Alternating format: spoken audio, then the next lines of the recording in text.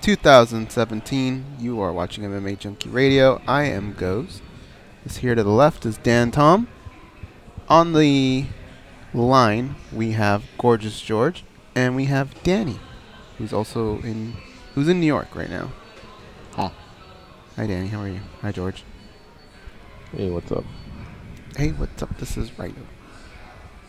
Today's show is going to be a lot of fun, people. We have you Jason. Just sounded like Garth from Wayne's World when you said hi. I know. I was hoping somebody was going to pick up on that. I'm having a good time. Doesn't he say that? Yeah. Jason the intern, Jason Buchamer, he'll come on. He'll recap last night's tough episode. Marlon Vera will be in studio a little later in the program. 2 minutes. 2 minutes. And Sabina Mazo will also join us on the program. So it'll be a fun show today. Getting closer to the end of the week. Let's hear what you guys have planned for the weekend. Shoot. I am probably going to be relaxing / catching up on work, getting ready for that UFC 216 card that happens the following weekend. Mm-hmm. That's about it. What about you gents? I have a feeling I know what George is going to be doing. Probably watching some college football, right, George? Yeah, there's USC plays Friday, so they play tomorrow. I mean, tonight there's NFL. I'll watch that.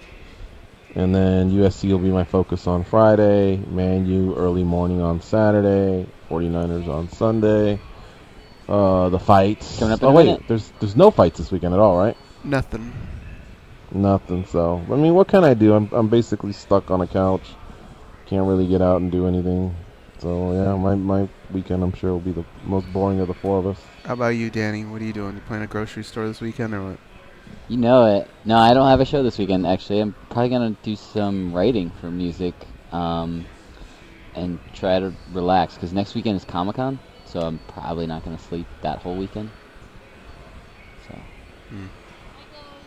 Hi. Victoria says hi. Happy birthday. But only to Ghost, apparently. He said, wait, what did you say, Ghost? Happy birthday? Wasn't it like her birthday? Happy birthday? She said thank you. You guys It worked out. 10. Cool. That was a lucky gamble. All right, coming up, stand by. All right. This is your captain speaking. We are making our descent into Las Vegas McCarran Airport. On behalf of our crew, we'd like to thank you for flying MMAjunkie Airlines. Now please fasten your seatbelts and put your tray tables in your upright position, because the descent is going to be a little bit bumpy. Alright, Junkie Nation, it's time to roll, baby, on MMA Junkie Radio with Gorgeous George and Gold. This is what we do and why we do it, baby. All night long, we rollin'! Yes! The MMA Junkie Radio revolution is upon us. Can you dig it? There's no escape. No escape. Through the vast frontier of cyberspace and through a sea of stars in outer space. One small step for man, one giant leap for mankind. We've solidified our combat communication stranglehold. We are controlling transmission. With the use of MMA Junkie Radio and SiriusXM satellite radio technology. MMA Junkie Radio. Commence transmission.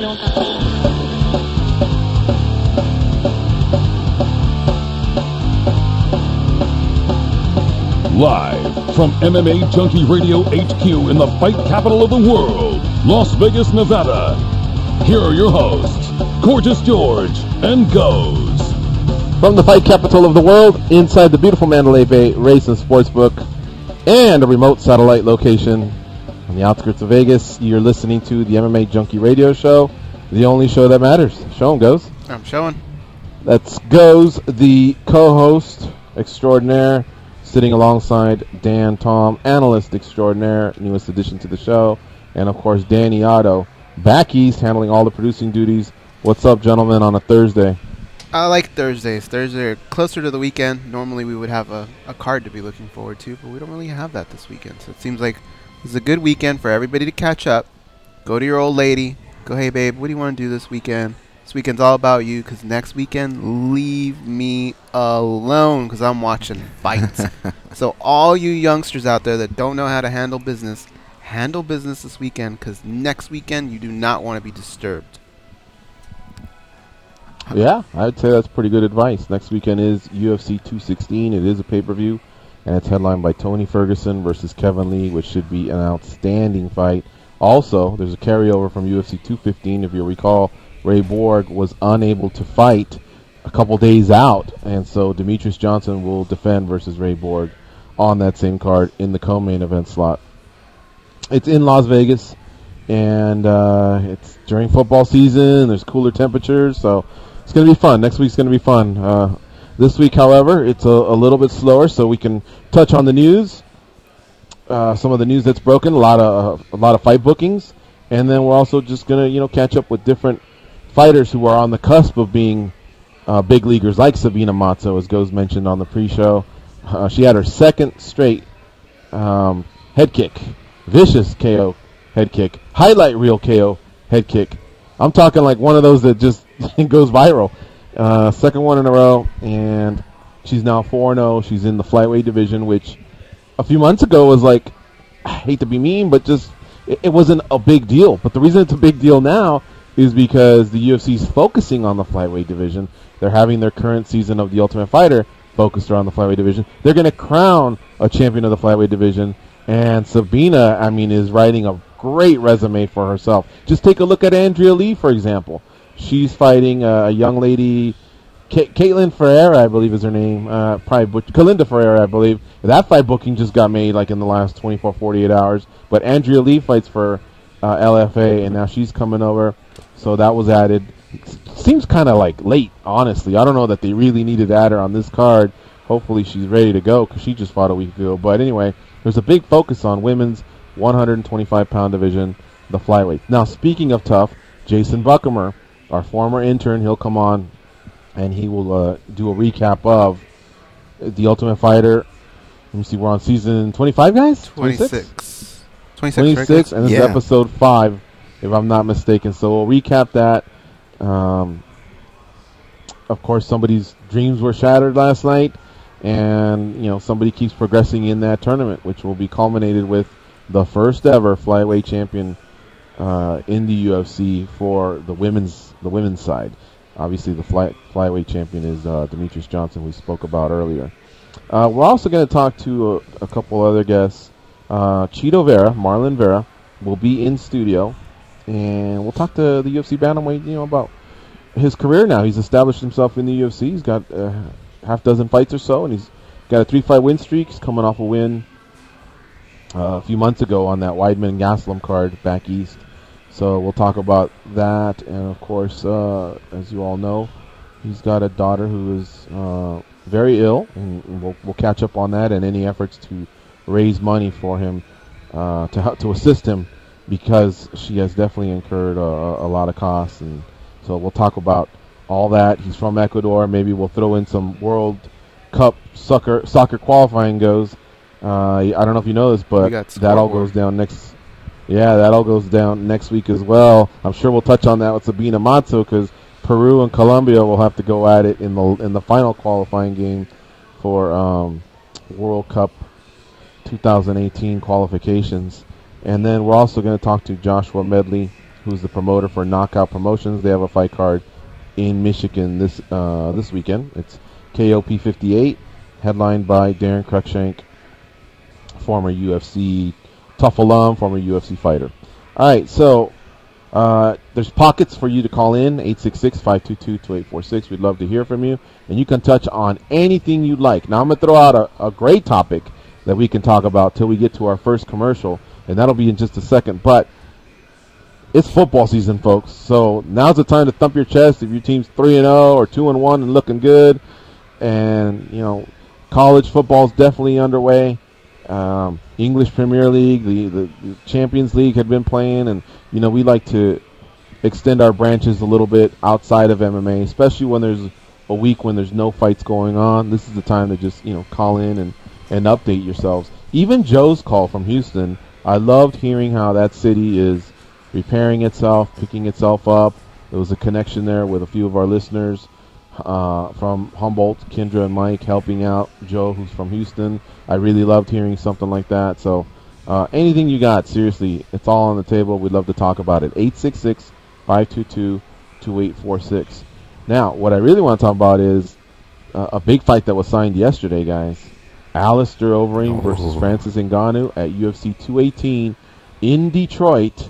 We're also hearing the possibilities, strong possibilities of Max Holloway returning and defending versus Frankie Edgar. I take it that would be your main. The first fight I talked about would probably be your co-main. We're hearing Henry Cejudo versus Sergio Pettis is another fight. That's pretty legit too, guys. That 218 card's coming around nicely, huh? It's a beast of a card. And, I mean, just the heavyweights alone, so much can be solved in just that one fight. Is Francis Ngannou going to take that next step? Is this Alistair Overeem's last run? There's a lot going on in that heavyweight division, and a lot of it's going to be decided in that one fight.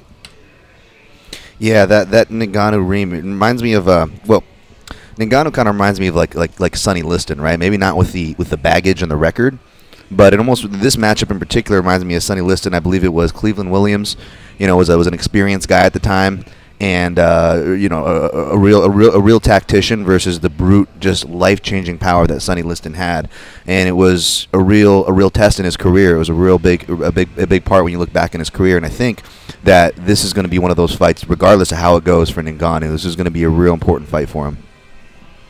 Last week, I believe there was an announcement that Eddie Alvarez and Justin Gaethje would also be on that fight card.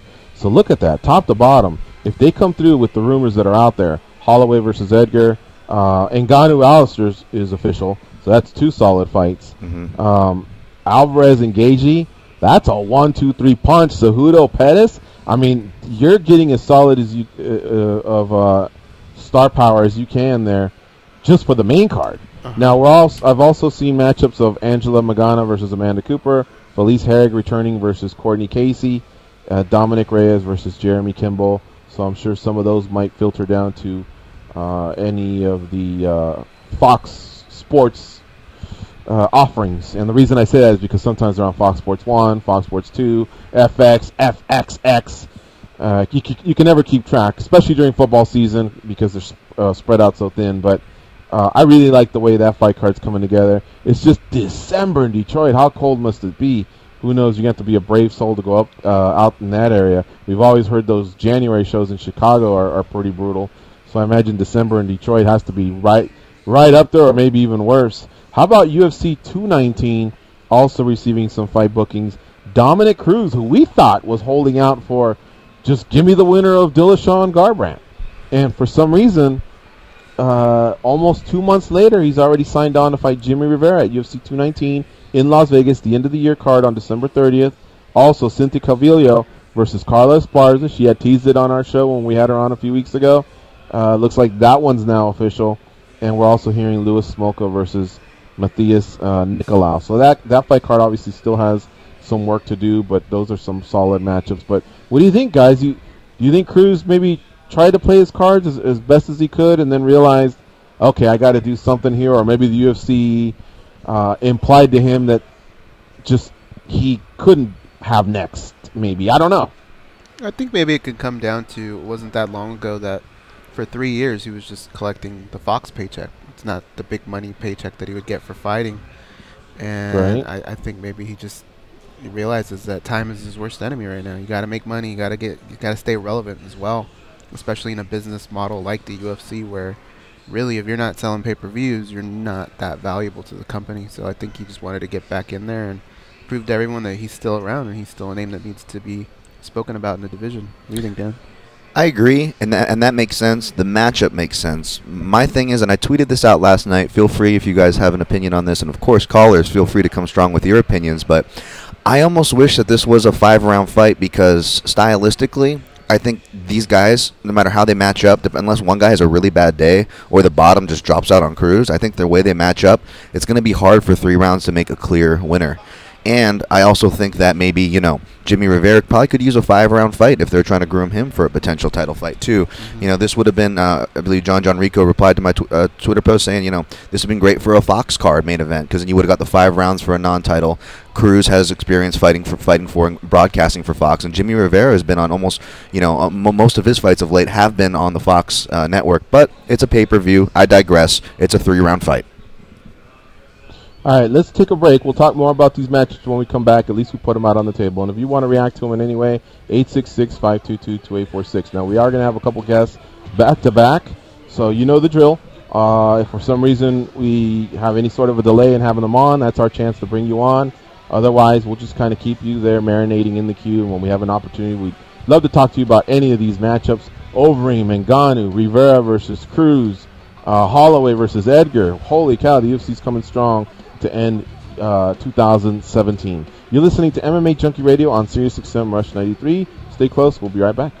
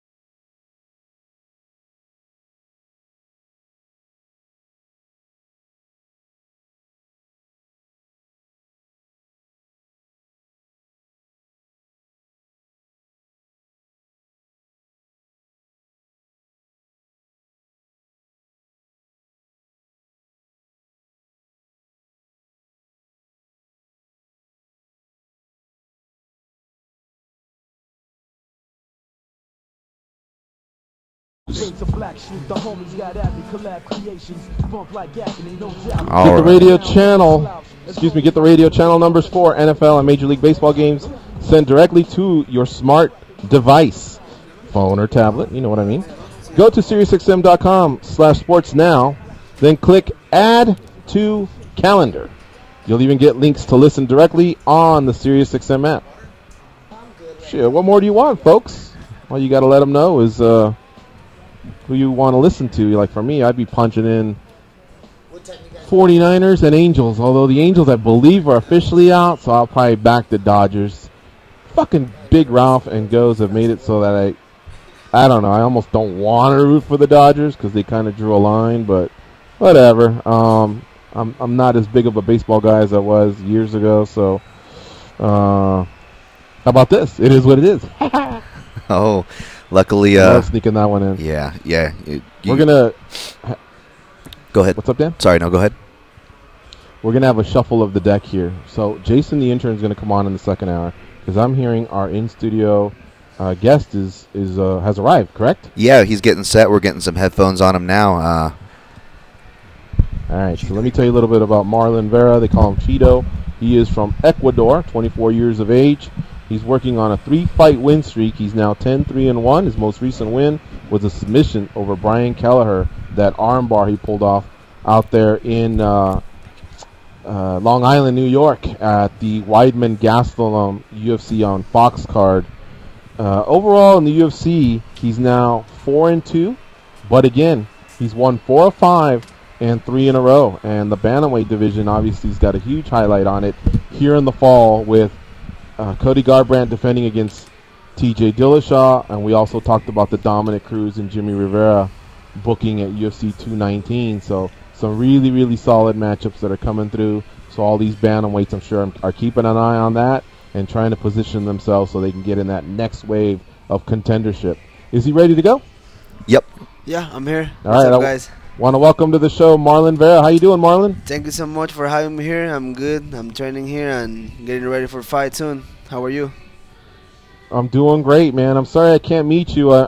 I'm not in studio, but we've had you on the show before via the phone, and it's great that you at least came out and you could meet Goes and Dan, our other hosts. But what brings you to Vegas? How long are you in Vegas for? Well, I came to Vegas to train with my jiu-jitsu coach in 10 Planet, and then my other teammates are coming too to train.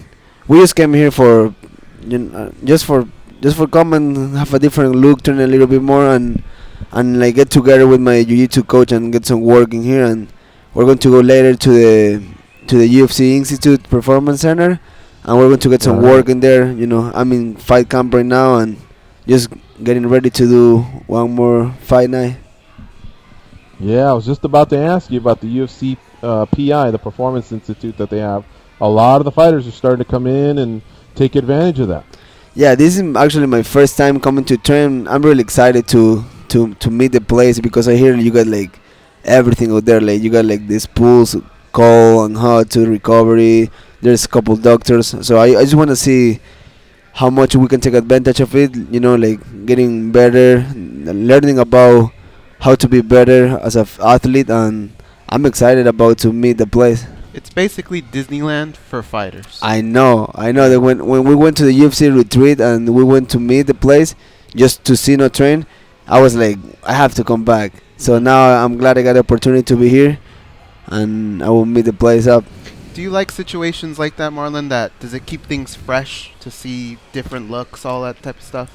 Yeah, like I feel good training where I am, but it's a little hard because my jiu-jitsu coach Casey lives here in Vegas, so he comes every week to train us.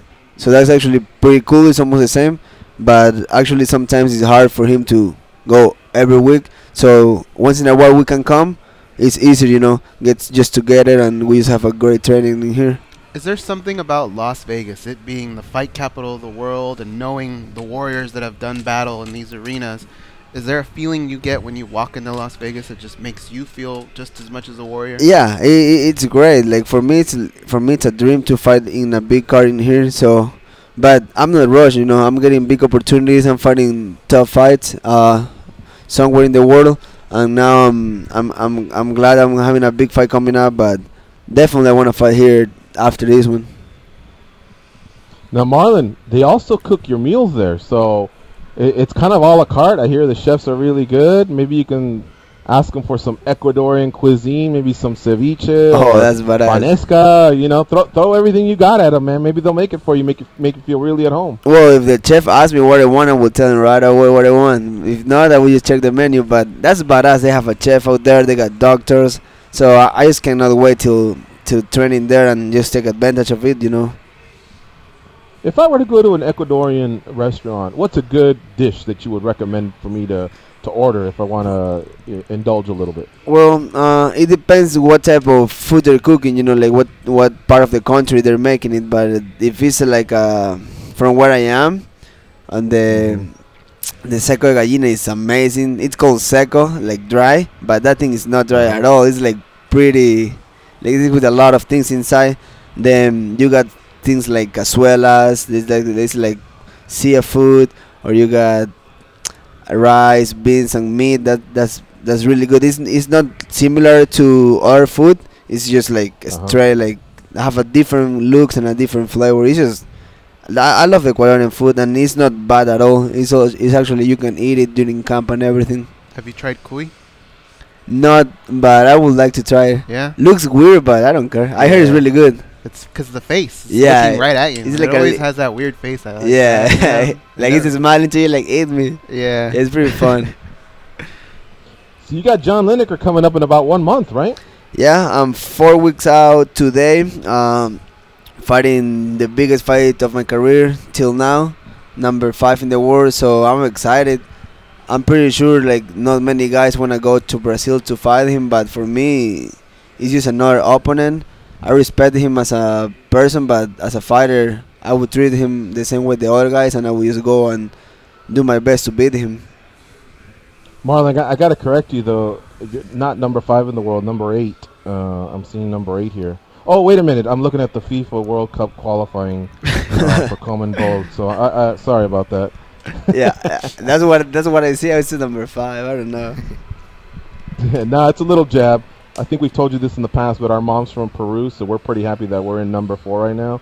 But Ecuador is in number 8. And since I'm not in studio, you can't punch me right now for saying that. Oh, you're talking about soccer. Yeah. Oh, Soccer, now you bring that up right now. Yeah, you glad you're not here. George, you're not in studio, but you're still in Vegas. I have a feeling to find you.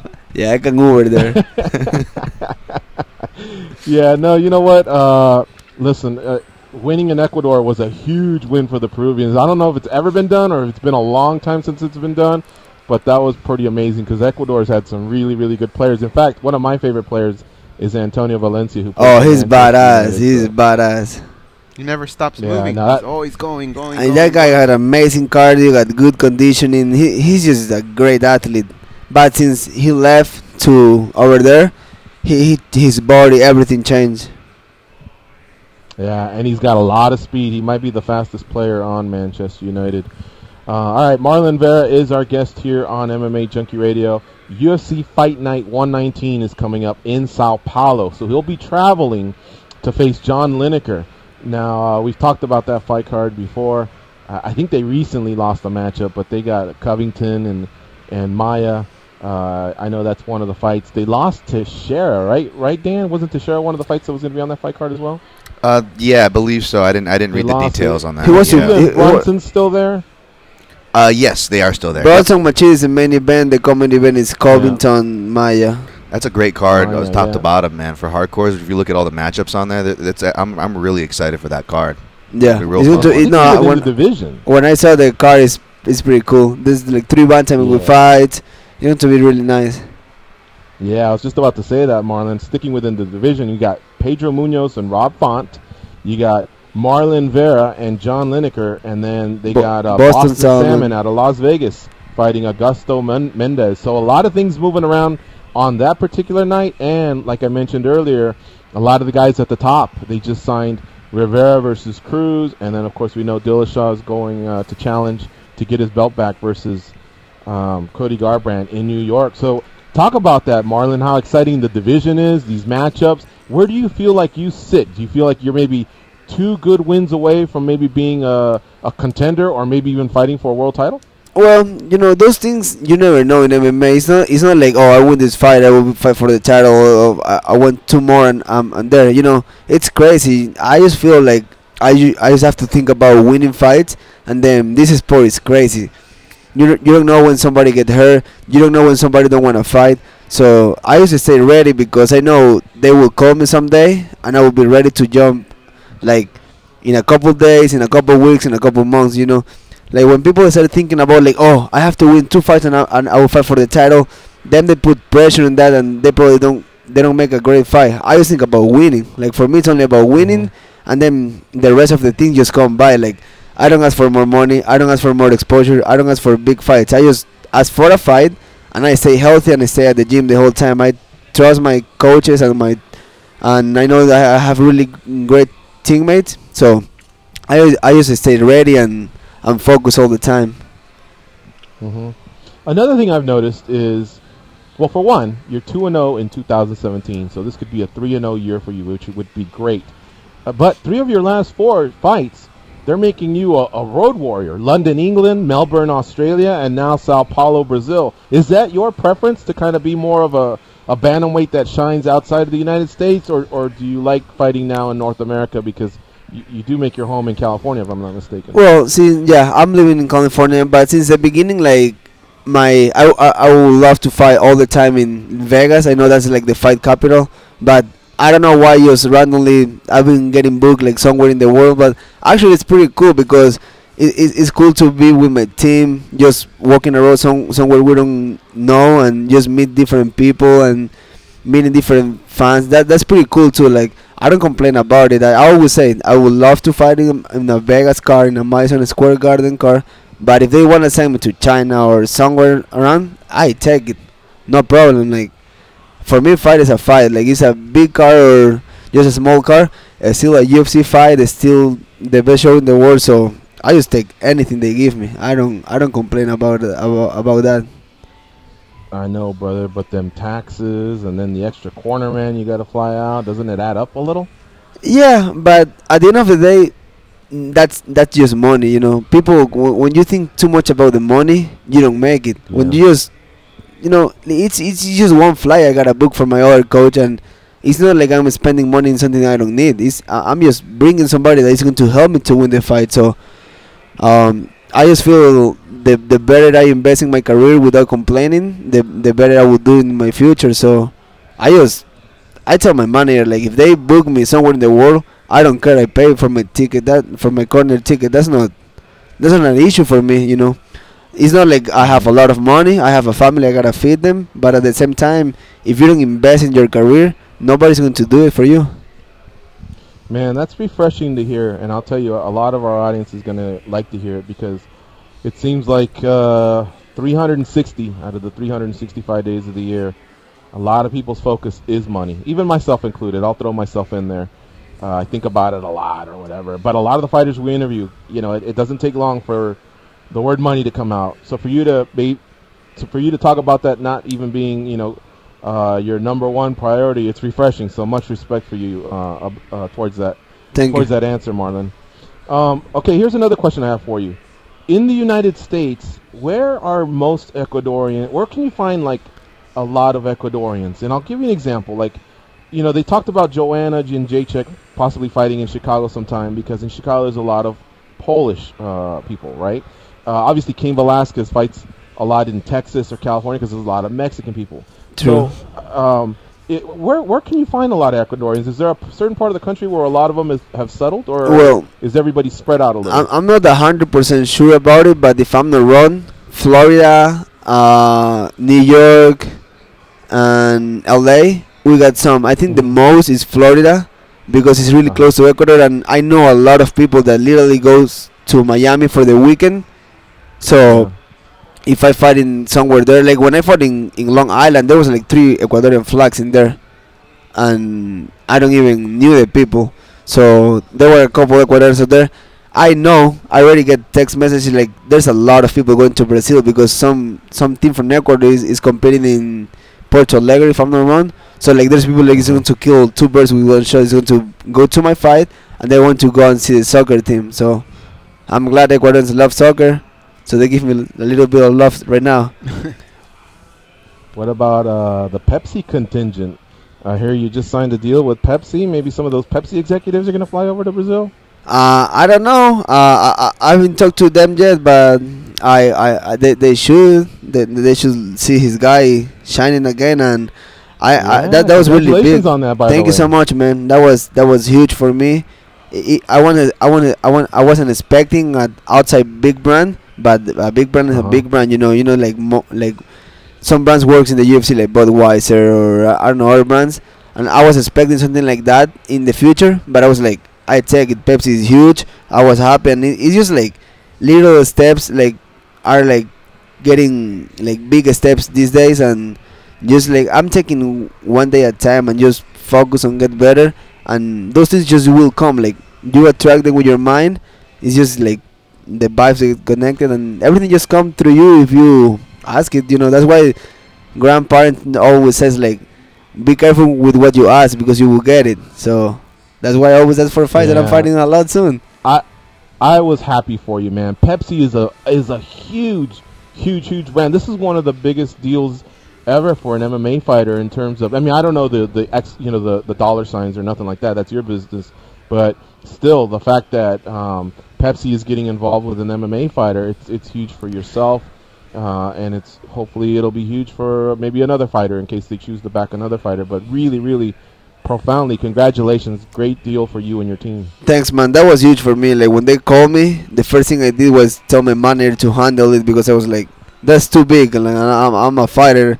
I won't lie about it. I won't read the contract, so you deal with it. But when they called me, I was just like, thanks God. Like just all these things are getting together and everything is happening. So I was like, well, what I should do? Keep doing the same and just doing harder and better. Yeah, no doubt. All right, let me turn it over to the guys in Vegas. They got a couple questions for you. Go ahead, guys. What do you have for Marlon Vera? Marlon, do you ever think about an opportunity in life where maybe instead of fighting, you could have gone and done something else? We always hear fighters say, there was this one day where I could have done this one thing and it would have changed my entire career. Do you have a day like that? Well, I think if I don't came to fighting, I would probably fucking life because I wasn't doing nothing. I wasn't a bad person. I wasn't doing really bad things, but I just wasn't in the right road. I was just like, like drinking with my friends every Saturday, and then going to the beach, get surfing in the weekend. But there was nothing good on that. There was no advantage of that because I wasn't looking for nothing. Then when my dad and mom asked me like, what you going to do when you grow up? Like you're 18. No, I'm sorry. I was like 16. You were close to be a man. So what you want to do? I'm like, I don't know. Like I promise you, I'm looking in the internet like what I like if I want to go engineer, if I want to go lawyer, and I just don't like it. But I was always liking to be a fighter. I was always asking to learn how to fight. But I just don't find the way to do it because I don't know the UFC exists. I used to watch Pride, the Strikeforce, but I just don't realize how big was the UFC. So I was like, well, I like to fight, but I cannot make money, and I don't want to be a boxer. I like MMA, and then I was just in the wrong road. I was just like skateboarding every day, not doing nothing for my life, and then I'm 100% sure if I won't be a fighter, I will be lost today. Wow. And then I'm glad my chick get pregnant, and I started to look in life in a different way, like just appreciating more the things I used to don't appreciate. Like $1, like my dad give me money, I just spend it in dumb things. And then when my kid born, I just realized that every single penny count in life, and you cannot be thrown away and be like, fuck, I'm the man. So you like fight MMA, my chick get pregnant, those things like kind of like save me and put me on track and just make me put my feet on earth and just make me realize how important it is to try to be somebody in life. How about the older fighters in the sport? Have any of them ever shared any good advice to you and something that you feel like maybe has changed you or changed your life? Well, when I was in Jackson's, because the UFC sent me there for the Ultimate Fighter development program. John Jones, Diego Sanchez, they used to talk to me like, hey, you're like 20 years old, like you better take seriously things, like don't be playing around. And don't think because you're here you're already the man. And especially Diego, he used to like talk to me a lot. Like he used to come and like, oh, you're like my little brother. I will tell you what to do, everything. And he helped me a lot. Like he showed me how to diet and everything. And just like being in that environment, for a moment, made me feel like too high on my head because I was hanging out with really badass people. But at the same time, when I lost my UFC debut, I was just like, well, I learned from that, and I gotta like take every single thing seriously, and don't think I'm a big name if I'm not doing. I mean, if the day I am, when the day I get the big name, just keep my feet in there. So I always remind myself like, don't make that mistake again, like to get too high. And so Diego always talking about like you gotta keep your feet in the earth, like you gotta be yourself, blah blah. And like, and I remember that now. Like, I'm like, well, I understand that now a lot. Do you feel that way right now, being amongst these badass motherfuckers here in the studio? Yeah, I like right now. I just feel like I'm a regular guy doing big things, but at the same time, I just like keeping everything on track. Like always watching from where I come, so I don't forget why I'm here and what I did, what took me to be here. All right, guys, let's take a quick break. We got to pay some bills. We got Marlon Vera in studio. He's a UFC bantamweight, and he's got a fight coming up at UFC Fight Night 119 in Sao Paulo, Brazil. He'll be traveling in a few weeks out to Sao Paulo. The fight takes place on October 28th. That's the return of Lyoto Machida. Our boy Kobe Covington will also be fighting Damian Maia on the card. Lots of bantamweights, lots to talk about. Chito Vera in studio, and we'll be right back. You're listening to MMA Junkie Radio on SiriusXM Rush 93. Stay close.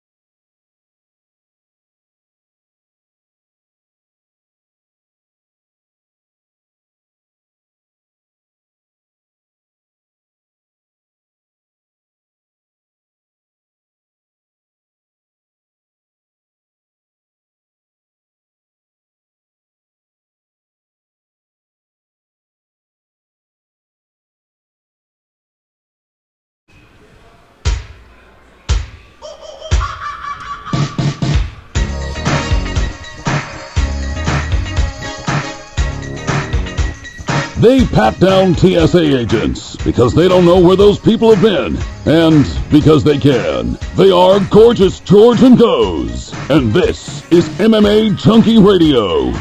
You're listening to MMA Junkie Radio, live from the Racing Sportsbook there at the Mandalay Bay Resort and Casino in Las Vegas. Stop on by if you're ever in town. Just bring that camera. You never know who will be in studio. Like today, we have Marlon Vera, UFC Bantamweight, in studio. He's got to get going, so we just wanted to give him a proper exit. But Marlon, I got to cheat you about 90 seconds. I need you for 90 seconds because this is a tradition we have with in-studio guests. Can you tell us a quick street fight story, please? Okay, a quick street fight story. You want the most recently or something before the UFC? Yeah. what, the best one you got, man. You just give it to us. I don't fight when I'm a UFC fighter, but my best street fight. We're at the beach when I was like 17 years old, and we were all drunk. And we call a taxi because we don't ask for permission to my friend's dad to go out. So it was like 3 in the morning, and his dad always wake up at 4 to work. So it's like, we gotta go. So we asked for a taxi. It was the only taxi in town probably because it took like 2 hours to come. And then these other guys just jump into the taxi. Like literally like 4 guys jump to the taxi and be like, fuck you guys, the taxi is ours. And me and my friend was like, this is not because we want to fight. This is because we want to hustle to be home, so we don't get our ass kicked for escape of the house. We were like kids, right? And we were drunk. So we're like, okay, it's all over.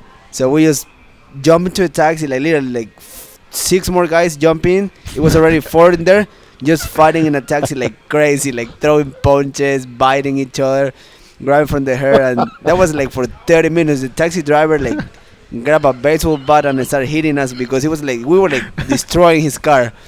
And it was, and this is quick, but that was like for at least for like 15 minutes, like we were fighting each other. That's why when I'm in the cage, it's not that bad because that taxi was pretty tiny. That's great. There was 10 guys in a taxi fighting, 6 against 4. Yeah, that was like that was 7 guys plus the taxi driver. Wow. We were like literally like. Who won the fight? Oh, we kicked those guys' ass. That's what I remember. Did he still take you, the taxi cab driver? Oh yeah, he took us home. You on yeah, top we paid a little bit more. It was like only a 5-minute drive, but yeah, that was a big ass fight for a taxi. That's great. That's a great story. Folks, follow him on Twitter at Cheeto Vera UFC. Again, he fights on October 28th at UFC Fight Night 119 against John Lineker. Thanks, Marlon, for visiting the studio. Go have fun at the UFC PI and have fun in Vegas for whatever fun you can have. I know you're in camp, but thank you guys, again, my man. Thank you guys. I appreciate you having here, and I would love to come back next time. Hey, thanks, awesome. Marlon. Thanks, brother. Thank you guys. Have a good one. Bye. Have a good rest of camp. Man, he never disappoints, does he? Oh, dude, he's one of my favorites, man. I love Cheeto Vera. All right, folks, let's go from one superstar to the next. She has been making the highlight reels just bake out there, man. They're going viral. I've seen her on TV. I've seen her on the internet. Sabina Mazo doing work last Friday night. No shocker there. Another head kick, putting people to sleep. She joins us now on MMA Junkie Radio. Hi, Sabina. How are you? Hey, how are you? Good. Welcome back to MMA Junkie Radio. You're on with George and Goes and Dan Tom, our newest edition. Congrats again on another beautiful head kick at LFA 23. You're spoiling us. We're really digging these highlight reel KOs that you're delivering. Yeah, thank you. Thank you for having me in this program. And yeah, it was great. It was last Friday, another high kick. Mm-hmm. How much of a chess match is it? Like, how much are you paying attention to the footwork and setting these bad boys up? I mean, is it just coming to you, or are you laying traps out there and setting these up for you to execute? Yeah, well, all the round I was trying to analyze her. You know, I take my time. I try to work on looking for those spaces, and it just comes naturally. You know, it's something I train. It's not that I'm super worried about getting it, but it came, you know, I saw the spot and it went, you know, it just felt naturally to do it. Mm-hmm. Now, another thing I wanted to ask you, when we spoke to you after the first head kick, which was in April, the landscape of women's MMA at 125 pounds was a little bit different. Now the UFC's got the reality show going on. They're going to crown a champion. There's more 25ers that we're hearing about. So, can you talk about that win and what it means going forward? I mean, you're writing yourself an excellent resume, whether you want to stay with LFA for another fight or two, or maybe start to make the move to another show like the UFC, for example. Well, I want to stay in LFA right now. It's something I want to do. I want to gain more experience, and be a little bit more prepared for making another step. Because I feel right in this moment. I feel like it's the moment where I can change a lot of things in my game, and as soon as I feel like ready to step to UFC, make the difference, not just being a good fighter, but really making the difference between all of them. You had told us that the first highlight was all over Colombia. What have you been hearing from your people in Colombia as far as this second highlight? They're super happy, they a lot of people didn't really believe on me, They were like kind of thinking I was crazy because it's not a sport as popular it is over here in the United States. So, a lot of people were like, no, I mean, she's good, but they didn't believe I had a future on this. So it really makes me happy that I can prove a lot of people that they really didn't thought I could do it. And it's just the beginning, it's just the beginning, and I'm really proud I can really show everyone, not only people from Colombia, but all over the world, that we can do it. Sabina Mazo, the Colombian queen, joining us here on MMA Junkie Radio. 4-0 overall, 2-fight win streak at LFA. It's LFA 9 followed by LFA 23. The same ending, the head kick KO delivered in the first round. And I'm going to turn it over to the guys in studio. Goes and Dan, what do you have for Sabina Mazo? Sabina, the head kick KO on a lot of people's, it's on their bucket list, having a finish like that, and you have a lot of those. Is there a different type of finish that you've always dreamed of landing, maybe a Superman punch, a flying knee? Is there another one that you wish you had? Yeah, a lot, actually. I have still a long journey, and I love knees. I love Muay Thai, It's one of my favorite martial arts of all. So anything like elbows or knees are my favorite one. My to go, and that's still my list. I know for sure I can do it, and also jiu-jitsu. I started with jiu-jitsu, and it's something I really like to do it. So for sure you're gonna see some submissions in my career. Well, Sabina, speaking of Muay Thai and adding to it, I see, you've been training at King's MMA recently. Can you speak about that, the environment there, Professor Cordero, or any of those things, and how they've added to your game and your journey? Yeah, well, it's amazing, the journey here, it's totally different. I love it. Since the day one, I felt like it was my family, It was not like only my team, going there and train, but they really really took me like part of the family. I'm part of the team, and it's great. It's full Muay Thai. It's always hard. It's always strong. All the guys are super heavy and really technical, best of the world, and it really makes me better and like feel better. More confident, and I really like it. It's always good, and Master always is like smiling and with the best energy. So you can't really complain about it. So, yeah. Awesome. Well, King's MMA is worth traveling for, but correct me if I'm wrong. You actually, perhaps it was for dual purposes, but came up to the United States for schooling. You're studying nutrition, I read. Is that correct? Yeah, that's right. But I came to fight, I also study because I think it's important to learn different things and grow in those aspects of life. But my main reason that I came here in the United States is because of training. Awesome. Well, just on that nutrition thing, I guess that what I was getting at, does that help the fighting side of it though? For example, do you run your own maybe nutrition and training camps for cutting weight or any of that? Well, I for sure want to do it. I want to do things by my own, but I'm just starting the career, so I'm learning and everything. But I always have extra help with the guys at the gym with nutrition part. Benny helps me a lot. Always, he knows a lot of this nutrition part, and but yeah, for sure in the future I want to specialize a little bit more in nutrition and can apply things to my career. Sabina, what was the reaction when you went back to King's MMA this week from your teammates and coaches and everybody else that attends, some of the fans that come by?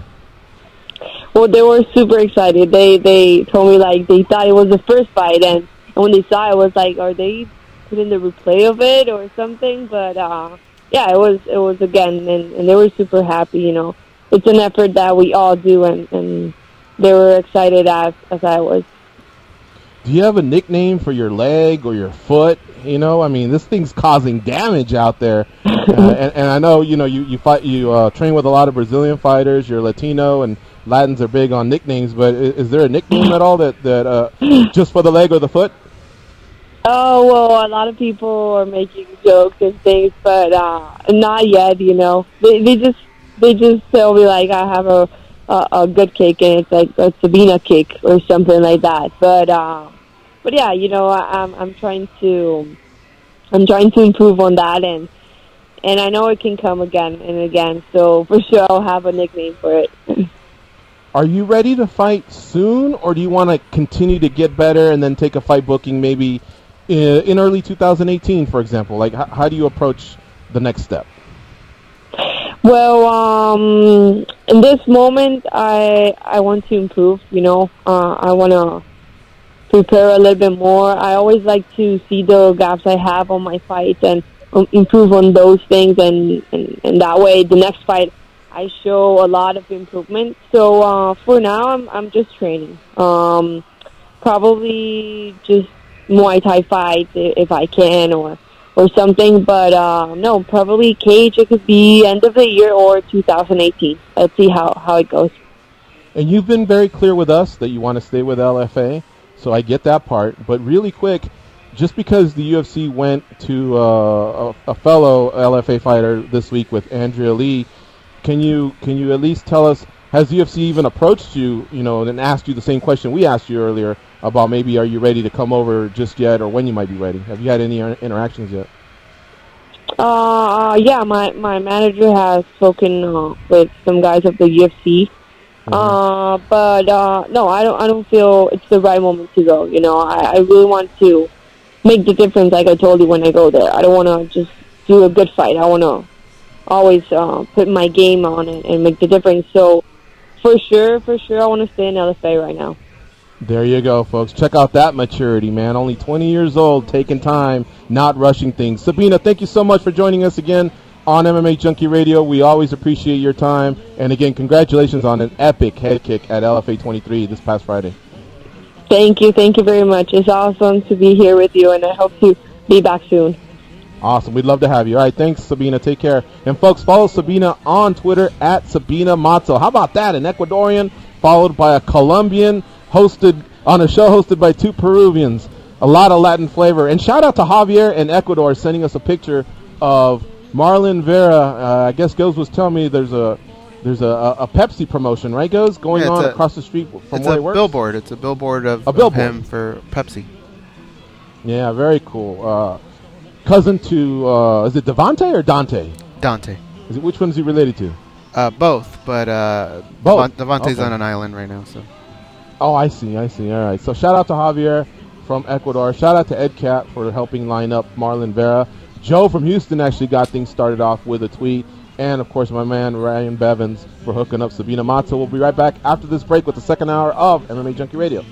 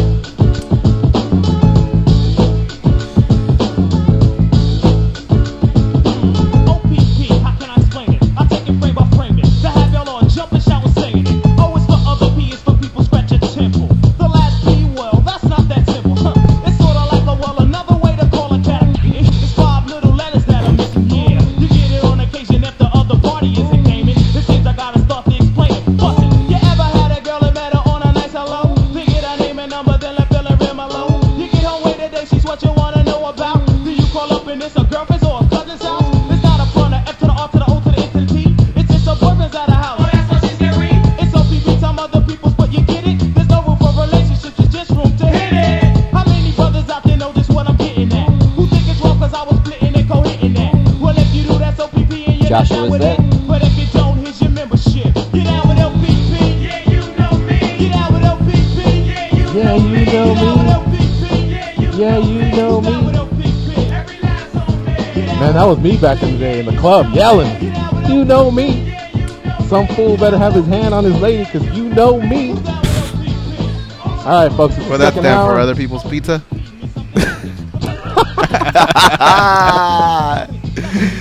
You should have said that before I said a guy with his chick. But then at that point, he's not holding his chick. I was doing the wave, he's not holding a pizza. Wave your hands in the air. We were doing that in the studio. And Kevin thought we were calling him over from the sports book, so now he's walking over here.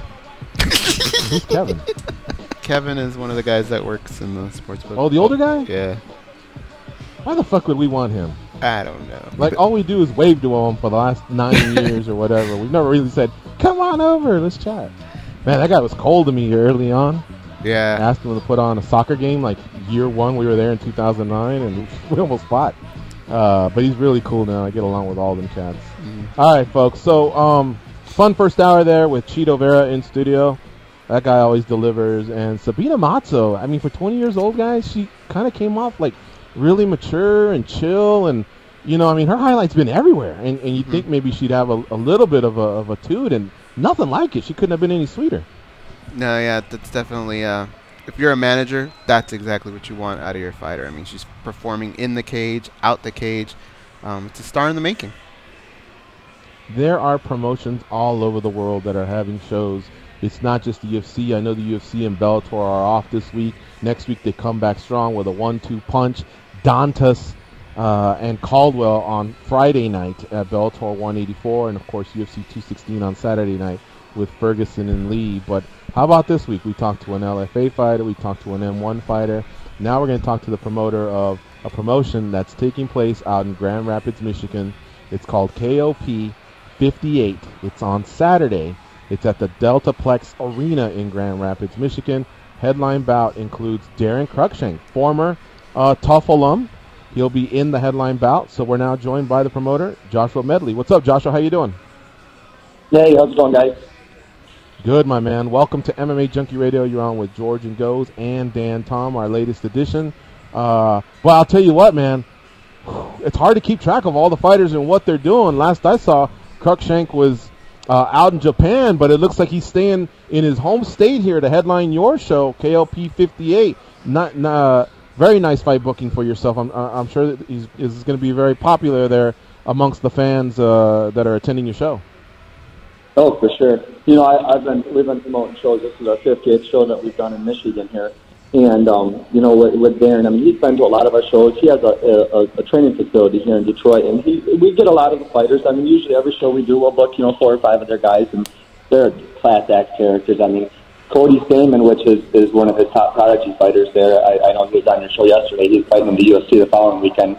He took his last, 3 or 4, maybe 5 pro fights with knockout promotions prior to going into the UFC. And, they're great, definitely a great gym to deal with. And, Darren came to our shows, and it's, 2-3 years ago, we've only done 10 pro shows out of the 58 shows. We used to just do amateur shows. And, a couple years ago, I never thought, we were going to be booking Darren Cruikshank. And, he came and, he sees what we do. We pull a good crowd. I mean, that's one thing that we really do well here in Michigan is, it's easy for us to pull, 4,000, 5,000 people. And that's pretty good for a promotion. So, and it's not just that, it's the atmosphere that comes with it. I mean, everything's right on spot, right on time.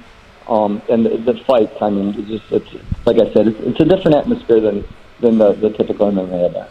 Sounds like you're real proud of the production and how tight your show is run. How long did it take you guys to be able to get to that point now where you're running a show that's run smooth and obviously it's enjoyable for the audience that comes to watch you guys? Honestly, with us being in business, we've been in business for 5 years. This month, September, was our 5-year anniversary. And we've only been doing pro shows for just over a year now. Like I said, we've done 10 of the shows have been pro shows. And since we've been doing the pro shows, it's a whole nother ballgame. I mean, dealing with managers and, management companies and, production. We've got a really good thing on with Flow Combat. They're going to be airing the fight. Make sure you check it out on Flow Combat. But it's just everything's so much different. In the past 16 months, there's been more curves thrown at us and more changes than in the past 3-4 years. So, but like I said, it's the deeper we go, the bigger we get into it, and the more exciting it gets for sure. Now, I mentioned Darren Krupchak's name. Let's talk about his dance partner, Alex Trevino. That's your main event. Can you tell us a little bit about this matchup and a little bit more about Alex Trevino, who's opposing Darren Krupchak? Well, I'll tell you, Alex, he's one of my good friends. Alex has been with Knockout Promotions. I mean, he's been with me pretty much from day one. I mean, obviously, he was fighting back in Strike Force when Strike Force was doing their thing out in California. And again, it was one of those things that I never thought I'd be able to book Trevino. I mean, he's fought for us 5 times out of the last 10 shows that we've done. But I'll tell you, Trevino, it's hard to sleep on him. I mean, the guy has some fascinating finishes. He just went out and stayed with Tony Ferguson for the past couple weeks out at Big Bear. The head confidence coming into the fight with, knowing that you're out there staying with someone like Tony. And, I think it's going to be a great fight. I really do. I'll tell you, it's of the 58 shows that we've promoted, this is hands down the most anticipated, most exciting fight that we've ever booked. And a lot of people, I mean, there's a lot of people out there criticizing on Trevino, saying, not that good of a fight. But I'll tell you, I mean, Trevino, he packs a punch. He's never been knocked out. I mean, 50 boxing matches, 15, 20 MMA fights. He's never been knocked out. So I think that it's going to be a good show. I really do. I mean, he's a veteran. He's fought for fighting Strike Force, and he's got some time in the cage. What's kind of cool about this whole thing is the last time Darren Quickshank fought in the United States or in Michigan, it's been 6 years ago, and it was at this venue, the Deltaplex, that we're doing the show at. And it was the same night that Trevino had a huge win. So, not only are we getting Darren back, but it's in the same venue of his last outing, being in Michigan. So. And how do you not get better overall and also more prepared than to be in a camp with Tony Ferguson as he approaches the biggest fight of his life? Good call by Trevino to get out there. Big Bear, 7,000 feet elevation out in California, so you're going to have a well-conditioned Alex Trevino in your main event. And, of course, we know a lot about Darren Krupchak, exciting stand-up fighter. We've seen him many a times. Tell us about some of the other fights that you got going on. I see names like Brett Martin versus Ray Lopez, Brandon Emmons versus Darius Estil. Hopefully I pronounced that right. But do either any of those names, or do you have any prodigies that are like working their way up through your promotion that we can concentrate on when we watch the event on Flow Combat? The co-main event is a perfect example. Brett Martin, he was 10-1 as an amateur. All of his 11 amateur, I think 4 or 5 pro fights have all been through my promotion. And it's getting to where now we have to bring people in to fight him. Well, this Ray Lopez, he's a local fighter. He's fought Andre Arlovski. He's fought some big names in the past. But with Brett, I mean, his wrestling, he's a really likable guy. He's probably one of the fan favorites, hands down. I mean, when we introduce him to the cage, the place goes nuts. He's got a really exciting walkout. I'll tell you, he's the one to watch. I mean, I think that our goal is obviously to try to get as many fighters into the UFC. I mean, it gives us good credentials. Like, for instance, Cody Stamann. I mean, he went from Knockout Promotions, his last 5 fights, into the UFC. And I think other fighters see that. I mean, by no means am I saying we're a gateway into the UFC, but our promotion is getting big enough now to where people are opening their eyes and realizing that, hey, we want to get to the big stage, and we have to fight on bigger stages that we're fighting on now to get there. And Brett's definitely one that we're really looking to push and get him into the next big show. So I think it's going to be a great fight. I mean, like I said, with Brett, he has, I think, 4 or 5 professional fights, 1 disqualification, which was a total devastation. It was a horrible deal, but he did an illegal knee to a downed opponent, so he got a disqualification for that. But other than that, all of his fights have ended in phenomenal, whether it be submission, knockout. He's a very exciting fighter to watch. The Brandon Emmons, Darius Estil fight, I mean, those guys are by far some of the top talented pro fighters that we have, and I even think that either one of those guys could be the next big thing. I'll tell you what, I like what I'm hearing, man. You got a guy like Stamann just coming out of your show. That brings, I think, a lot of validation that, hey, you're actually producing fighters that can go on to the next level. I think that'll attract some of the local fighters that want that gateway. Flow Combat, obviously they're doing some great stuff. They were recently nominated for a World MMA Award as one of the top sites out there. Crunkshank headlining your show. You're telling me 4,000 are packing the Deltaplex Arena. Congrats to you and the team, Joshua Medley. Hopefully more people start tuning in. Sounds like you got a good thing going on out there. Yeah, I appreciate it. Like I say, we're just finally starting to get the recognition I think we need, and like I say, we're gonna keep on booking them, and every show you want it to be bigger than the last one. Well, I think this is going to be a hard one to top, but like I say, everything's working. I mean, we've only been promoting this main event fight, I think, for going on 3 weeks, but it's been in the making for about the last 6 to 8 weeks. It's a lot to put together with, like I say, the different management companies, and it took a little bit longer, a little bit harder to put it together, but we did it. And I mean, looking back now, it was a great decision to do. I think it's, like I say, it's going to be a good fight. Alex Trevino, Darren Cruikshank. I mean, I know Darren's carrying the name in it, but Trevino, he's hard to sleep on. I mean, he's coming in ready to fight. So I got one question here before I turn it over to the boys out in the studio at the Mandalay Bay. On your poster, it says start time 7 p.m. And I was looking at the lineup on Tapology, and it says 6 p.m. Eastern. So just to be clear, when people tune in on Flow Combat, what's the start time for those that want to view versus those that want to attend? The show time is going to be 7 p.m. 7 p.m. on Flow Combat. Got it. All right. And you are at the Deltaplex Arena on Saturday. Do you have tickets still available? Where should they go for that? Yep, they can buy tickets online at the deltaplexarena.com. And yeah, they can buy them at the door, or even any of the local fighters that we have here on the card, they have tickets available as well. 14 fights headed your way, folks. Check out KOP 58 in Grand Rapids, Michigan. All right, Goes and Dan, what do you have for Joshua Medley? Joshua, on fight night, as a promoter, when can you finally sit back and relax and know that everything's going to go off without a hitch? This show, I think this is going to be the first show that there's actually not. It's always a lot of stress. With me, I always find something to stress about. It's like you got to have something, and it's right down to the corner pad stickers, to the the layout of the fight card. You got this fighter in this corner, and he needs to be in this locker room because of the team.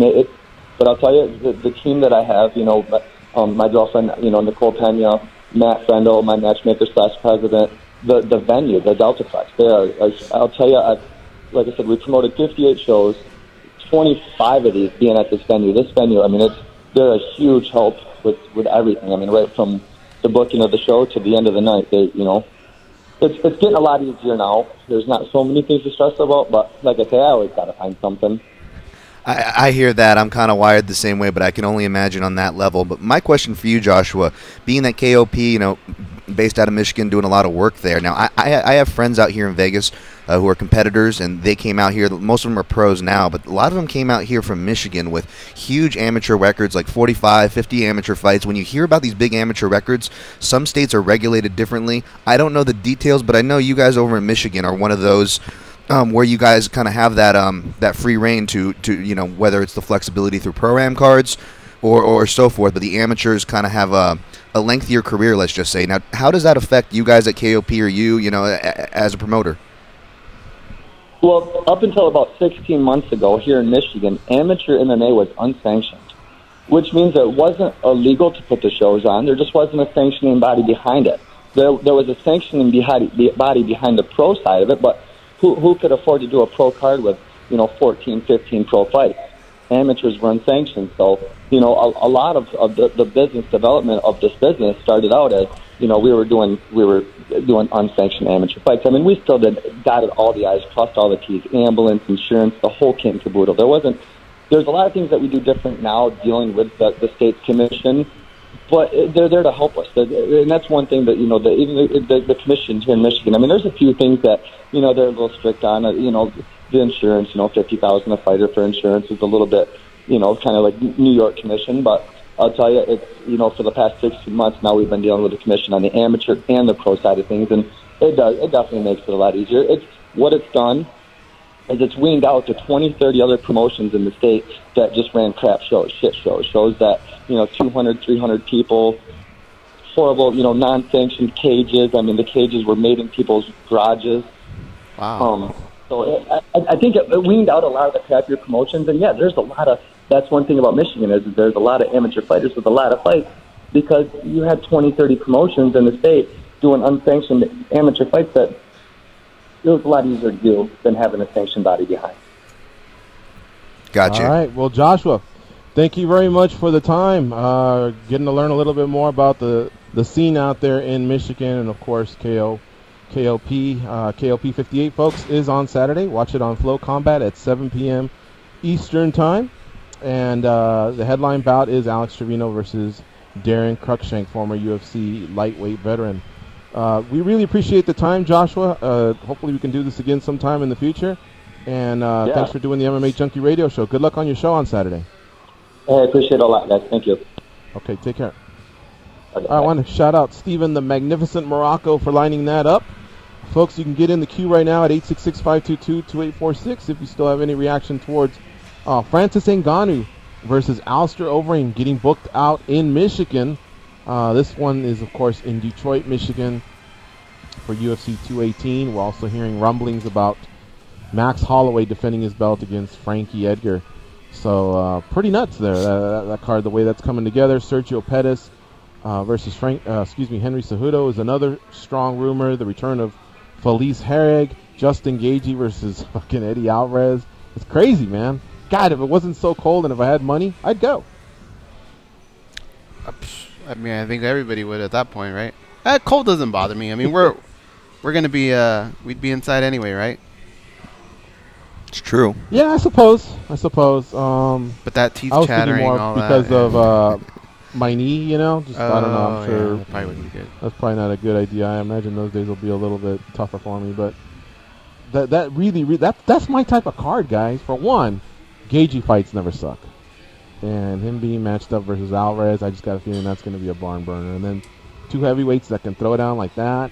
A title fight with Max Holloway defending against Frankie Edgar. I mean, Edgar's an all-time great in the sport, and Holloway is fast becoming one of those. And then, of course, another matchup, Cejudo and Pettis. I mean, that's got strong implications. How does the winner not get Demetrius Mighty Mouse Johnson? So, I mean, that's just my type of card right there. I'll tell you how he doesn't get him. Something crazy happens at 135. That's how he doesn't get him. Well, that's what I'm thinking. I'm glad you brought that up. Because we said, why doesn't Cruz... Look, today's the 28th of September. All Cruz had to wait till was, I think, November 2nd is when UFC 217 goes down. That's 1 month. All he had to do was wait and see. And as long as it wasn't a fight of the year and Dana White's not saying, we got to see them do it again, basically Cruz punches his ticket. I thought he had earned that. So what made him feel that he had to take this other fight with Rivera? Had to be something coming from the UFC, where both of those guys, Garbrandt and Dillashaw, have expressed an interest in going down to 25 and doing super fights. And that's the theme for 2017 with the UFC is super fights. So something had to be relayed over to Dominic Cruz that made him feel like, maybe I got to jump on this. Now, the only other thing I can think of is maybe this forces Cruz to get into a camp.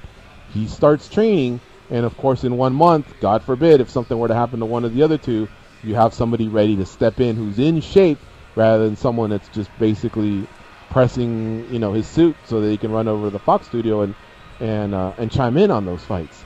So I don't know. Maybe I'm thinking too much outside the box. Who knows? But it just seemed like a bizarre fight booking. That said, I love it, and I thought Rivera is the rightful guy if Cruz was going to mix it up with somebody. Maybe Assunção would have an argument, but I don't know.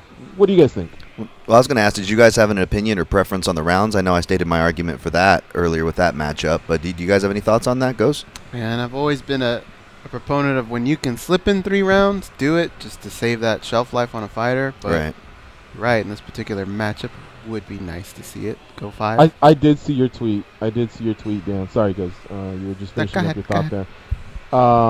I did see your tweet, Dan, and let me tell you, I'm going to point it back to GG selfishly one more time. When Benson Henderson was fighting Patricky last Saturday, it hit me in the middle of the second. I go, holy shit, that's right. Only the UFC does 5-round fights when there's no title. I go, Benson really needs to step on this gas and close this round if round 1 was close, and of course go out there and win round 3 and not mess around. Because over 5 rounds, I think Benson, especially with his cardio, might have been able to create some distance between his skill set and Patricky's. You know what I mean? But Right. yet we only had the 15 minutes, and if you're a slow starter or you just don't feed enough data to the judges where they can give you some of these rounds, then yeah, you're stuck with that. And you know what? Cruz kind of falls in line a little bit with what Benson does. You know, there are some close rounds, and he over 5 rounds is usually clearly the winner, you know, versus anybody other than Cody Garbrandt, I guess. But in 3 rounds, that can be a different ball game. That's one of those ones where you really, really have to step on the gas and throw all your, you know, your arsenal of weapons out. Otherwise, they might score it the other way. I like that Benson that Benson comparison because, yeah, Cruz is the same where even when he's dominating a guy, it's hard for him to put a stamp on it, and whether he's winning or losing, it's always hard for the other guy, of course, to put a stamp on Cruz, which in turn makes for kind of like a Benson-Henderson fight. We get these kind of close fights down the stretch. So, yeah, I agree with you there. Yeah, but it's out there, so I don't know why it's out there. I don't know why he took it. I guess it'd be a great question, a great reason to have him back on the show. But I mean, what can you say? It's in Vegas, UFC 219, and Rivera's a great fighter. We need to see him. We need to see more Cruz. I mean, Cruz already had the 3+ years off due to injuries, and you know, they don't stay in their 20s and early 30s forever. And once they start crossing that bridge, that's it. So I guess we get ourselves a fight, but the bantamweight division is really, really heating up, man. A lot of contenders and a lot of big fights happening in 2017. Yeah, they're going to have to open up. We do have... Sure, go ahead. Oh, I was going to say they're going to have to open up the Batman division, according to Danny Okers, if we get any more contenders in bantamweight. Yeah. Yeah, no doubt. Hey, we are going to have Jason Buchamer come on here in about 10 minutes to recap Episode 5 of Tough 26. But I wanted to get your guys' thoughts. I'm pretty honest here. Between vacations, Virginia, my injury, I just got lost in the shuffle. And the only thing I saw was Roxanne Modafferi's fight in Episode 1. A little bit of tough talk right after that. And then yesterday I finally sat down and caught Episode 5. And it was pretty cool. A little bit of drama there with Lauren Murphy and coming off that loss from the previous week. And Coach Eddie Alvarez, you know, wanting her to bounce back and be at that first workout, and she wasn't. But regardless, I saw the episode, I saw the fight. I'm not necessarily caught up per se because I really didn't see episodes 2, 3, and 4. But your guys' thought on either last night's episode or just the season in general before we get to Jason? I think the season's been fun, but it's lacked a little bit of that drama that I think a lot of people tune in for. But it seems like it could get out of hand soon here. I've been on the same boat. I mean, I haven't watched as closely. I'll definitely, you know, admit that. But kind of like we were talking to last time with Jason, like I think they're doing a better job at telling their stories. You know, that's something that's going to come with production when that stuff gets fine-tuned. They're getting the reps in, and they're up in their game. But yeah, maybe there's a bit of that missing factor as far as the drama or the story that's really getting us to cling on, tune in, and hang on to. I mentioned this earlier, too. It's Kalinda Faria versus Andrea Lee, late addition to UFC 216 next week. Is Lee making the right call here, guys? I mean, she just fought the week before. UFC debut. Do you want to do it such a quick turnaround like this? That's tough. I mean, because the debut is an intangible in its own right. I mean, we've seen Olympic world-class athletes like Cormier struggle with the debut. You know, there's no biological free ride, But yeah, I'm not sure. Okay. Liddell, him and Chael Sonnen have been chirping at each other. You guys want to see this at all? Do you want to see Liddell unretire? And if so, against Sonnen, or are you guys cool and should this guy just maybe get an ambassador role with Bellator or something and stay away? I think, you know, the best Chuck Liddell is obviously in our rear mirrors. It's tough, you know. At first, I really thought it was more of an ambassador role they might be approaching him for, you know, with the initial talks. Maybe that's negotiation. You know, a fighter can never, these guys can't reveal their hand, but it's becoming more clear, especially, you know, through social media. You're your best advocate, and that's what it looks like Chuck wants to do.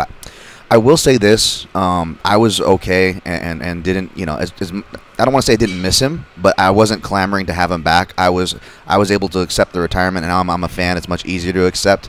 But if Chuck is going to come back, why not come back to a guy who is more of a grappler, who is going to, you know, bring some name value and perhaps a paycheck for your pockets to help pad it. So, I mean, it makes sense in that sense, man. So I really have a hard time, you know, saying, ooh, pump the brakes, like I was pulling Gomi's card pretty hard a couple episodes ago. I wouldn't even do that with Chuck per se. This does make sense in that sense. Am I crazy for thinking that? No. I hear what you're saying, man.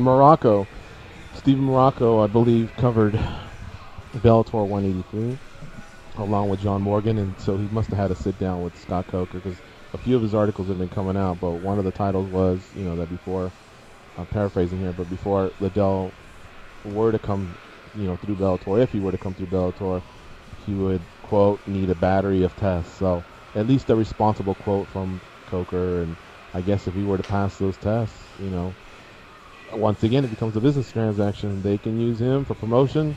He could use the money. Go for it.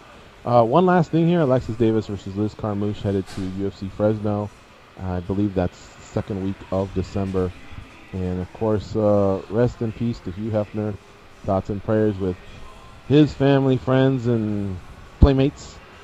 What an icon, huh? Right. In American history, I mean, what he did with the Playboy brand. I'm sure there's many thanks out there, and I'm not sure whose line I'm stealing, but I saw it on Twitter yesterday, and I fucking laughed. I really had a good chuckle.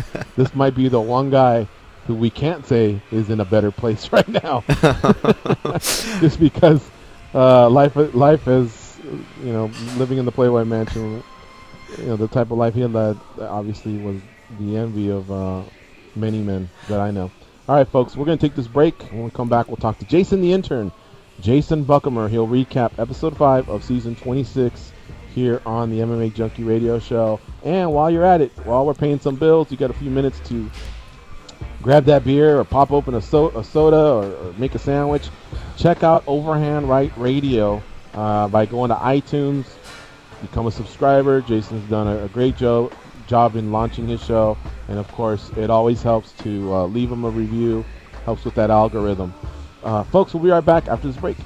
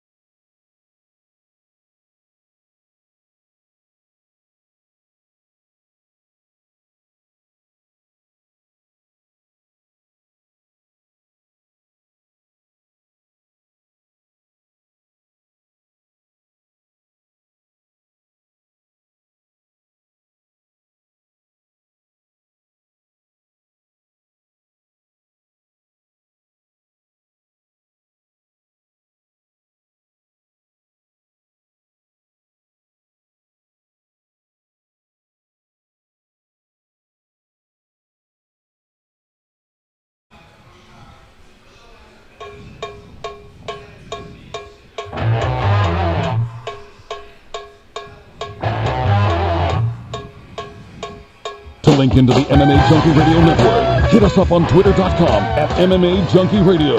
This is MMA Junkie Radio. Here are your hosts, Gorgeous George and Goes.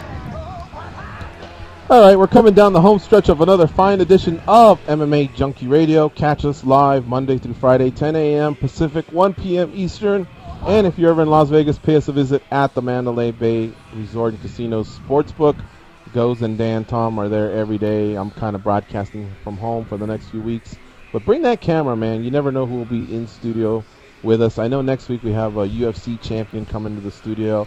I'll probably tease that a little bit more next week once we lock it in. But it will be fight week, so I have a feeling he won't be the only in-studio guest. Remember, showtime out here in Las Vegas, we are on the Pacific time zone, 10 a.m., so maybe get in there a few minutes early. That way we can get you settled if you're one of the first there.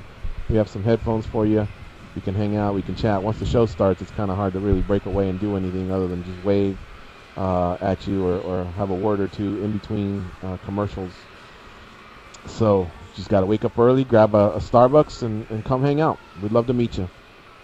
Maybe even pop you on the mics if we have some time. All right, folks. We're going to get to our final guest of the day, Jason Buchamer, on Twitter, at JasonBuchamer8. Let me spell it out for you. Jason, Jason. Buchamer's the part where I'm going to lead you there, guide you through. It's Buchamer with the number 8 that follows. He is the host of Overhand Right Radio, and like I was telling you earlier, you can subscribe via iTunes. While you're there, leave him a comment, leave him a review, 1 to 5 stars. Shoot some 5 stars over to him. That helps with the algorithm. It helps people launch their shows. Jason, of course, had a 5-week spell with us in Las Vegas. He was our first and only intern, and we had a great time with him. And he's back now. One of his jobs was to recap Tough. We were in the midst of a season of Tough back then. We decided to stay with it. Joining us now on the hotline is Jason the intern. How you doing, Jason? How you been? I'm good, GG. How about you? Doing great, my man. Great to hear your voice, and I'm glad you're recapping Tough for us. Yeah, glad to be back. Another season of Tough. It's been pretty good so far. I was really excited about the last season, Redemption. So this time it's a title on the line. So good fight so far. So glad to be recapping some good Ultimate Fighter episodes. Yeah, so they're calling it a new world champion because much like what they did with the strawweights, they're basically... This is it. This is the tournament, and they'll crown a champion at the end of the season. So, the history will be made. Carla Esparza made history a few years ago. She, got through her challenges there at the house, and then, of course, defeated Rose Namajunas at the Tough finale, and that's what these young ladies are doing. Now, yesterday we had, Sajara Eubanks facing Maya Stevenson, and, of course, to start the episode, they were basically reflecting on Nico Montana's upset over Lauren Murphy. But this is your show. Guide us through this, Jason. What did you see on episode 5 of season 26? Yeah, you pretty much mentioned it. Lauren Murphy, she was the biggest upset of the whole tournament so far. We saw they do the seeds when there's a world title on the line. It's not like the old Ultimate Fighter where they kind of say, you're fighting now. You know who you're fighting ahead of time. It's just you don't know when.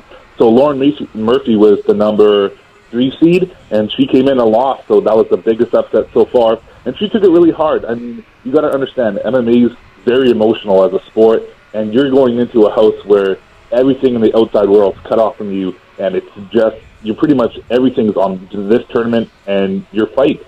So she lost, she took it hard. And I got a question for Dan, Tom, and you, GG. She took the morning practice off the next day, and her reasoning was she just needed the morning off to kind of reflect. And, she was beat up. It was a hard fight. She got caught with a couple of kicks. But do you lean to the side of Lauren Murphy saying it's okay in this kind of tournament to take some time off to yourself? Because Eddie Alvarez, her coach, was kind of disappointed she didn't show up and get right back to working. I kind of stand with Eddie Alvarez a bit. I totally understand why Lauren wanted to kind of decompress after a tough loss where she, did get upset. But I kind of agree with Eddie Alvarez. I feel like in this setting, you kind of got to... You only have so much time to learn from such great talent. I feel like maybe she should have been in there the next morning to try to improve, because you never know in a tournament like this who's going to follow due to injury or something, and you could be right back in a fight sooner than you know it. So how do you guys feel? Do you think it was okay for her to sit out, or would you like to see her back in the action right away? Dan, you want to go first? Yeah, sure. I think that it's more than okay in any other situation, you know, what they put their bodies through in a fight. But like you said, with the format of the show, not just, you know, it's your chance, it's your spotlight, you're on the show, but more importantly, with the format of the show, you can easily come back in and just showing up, planting the seeds, getting that useful B-roll footage, maybe a couple audio clips here and there is enough to plant the seeds in production. So, you know, heaven forbid something does happen, your name is on the top to go, and you know, Lauren Murphy as maybe the veteran there, maybe is the improper word for lack of a better term. You would think she would exercise that, but yeah, man, it's tough. I'm not in a fighter's head, and it's a very emotional game. No matter who you are, if you're an emotional person or not. So I go easy on her personally, but gun to my head, I say, you know, you show up because the opportunity you have on that show. Yeah, Dan brought up some good points. So I side with Eddie Alvarez. Now look, much like what's going on with the NFL right now, I respect everyone's opinions. I heard Lauren on Tough Talk. I heard Bisping and Misha, and everybody gave their opinion. And usually when it's something like that, everybody's usually pretty right. I mean, there's not really a right or wrong. You just have to have an open mind to listen to what others have to say. But in the end, we all have our own opinions. Here's mine. I would have personally shown up, because even when she did show up after taking the morning off, she still was kind of a wreck. She still was breaking, you know, shedding a few tears or whatever. And I don't know if that had to do with her interaction with Eddie Alvarez. But so this is a tournament where something could happen, like Dan Tom pointed out. Something could happen down the road where Lauren could be injected back into the tournament. So why not be at the top of the list, you know? And if she knows that's kind of what the coach wants, at the same time she can be a teammate to the others, because they're only, you know, it's every couple days that they're fighting. So you miss one of 4 workouts in 2 days, that's 25% that you could have maybe given yourself to a teammate that helped you. It just seems like there was a lot more for her to benefit by being there. Even if once she got there, she stopped, maybe, you know, she goes to the warm-up, does a few drills, and then maybe says, hey, guys, I'm just not feeling it. I think people would give her that pass. It happens in the workplace where when you're sick, but you still show up and everyone sees that you're sick, but you showed up, and then you say, even before you say, hey, I think I'm going to go home, man, I'm not feeling good, sometimes your boss will put his hand on your shoulder and go, hey, you don't look good. Get out of here before you get us all sick. But they appreciate the effort. And so I just think there would have been a lot to benefit. What if down the road there is an opening and Dana White pops up on that screen and he goes, all right, coaches, who do you go to bat for? Who gets that spot? Shit, Eddie Alvarez might be going for someone else. You know what I mean? Someone else that's a little hungrier, or maybe someone else that's stuck to the team rules. So, again, I understand what Lauren was saying. You know, she misses her husband, her kid, but others made those same types of sacrifices, and you're there for 6 weeks. I don't know, man. I think it could have been, the situation could have been assessed a little bit better. I think showing up would have been the best thing all around.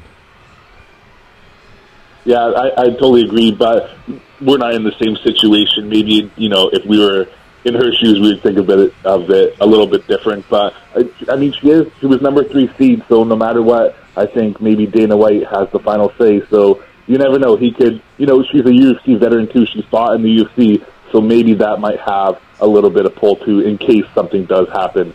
But moving on to the fight that happened in episode 5, it was Mai Stevenson, which is the wife of Joe Daddy Stevenson, which they mentioned tons of time. And you know what? Not the best start to her MMA career. She lost 4 out of 5 fights. But since then, I don't know what happened, but she won 5 straight fights, all finishing her opponents by KO, TKO submission. So she's on a roll right now. She was versing Sijara Eubanks, and Sijara Eubanks, she was 2-2, and you know what? Trained Muay Thai, and the one thing that they mentioned that I really thought she was going to win this fight was she was a black belt in Brazilian Jiu-Jitsu. And it always seems like when you have those specialists in the house, no matter what season it is, you look at Uriah Hall, who had superior striking than everybody, Jesse Taylor last season that had superior wrestling, and now her, Eubanks, she has really strong jiu-jitsu. It kind of makes her the favorite in my eyes, because when someone's really a specialist at any area of the game, they tend to kind of run through the house easier and run through the competition easier. And this fight, it kind of played out like that. Eubanks, you know what, good striking. Stevenson, they kind of felt each other out in the first round.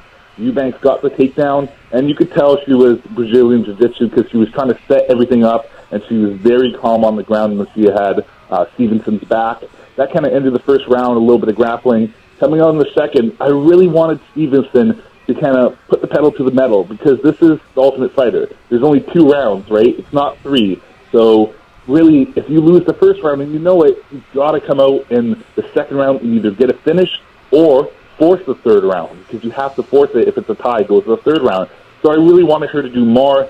She had her back up against the cage in the clinch, and she just didn't seem like she was trying to get out of there and make it kind of a striking match, because that's where she was going to benefit. She's not going to out-grapple Eubanks. So I was a little disappointed in that area. Eubanks got the takedown and just worked towards the Kimura. She looked for it the first time, didn't get it, but just being so smart and so experienced in Jiu-Jitsu, she waited for it, saw the opening, got the Kimura, got the submission, and we were just talking about Lauren Murphy with the upset, and Stevenson was number 5, and Eubanks, coming into this episode, said she wasn't happy about being ranked number 12.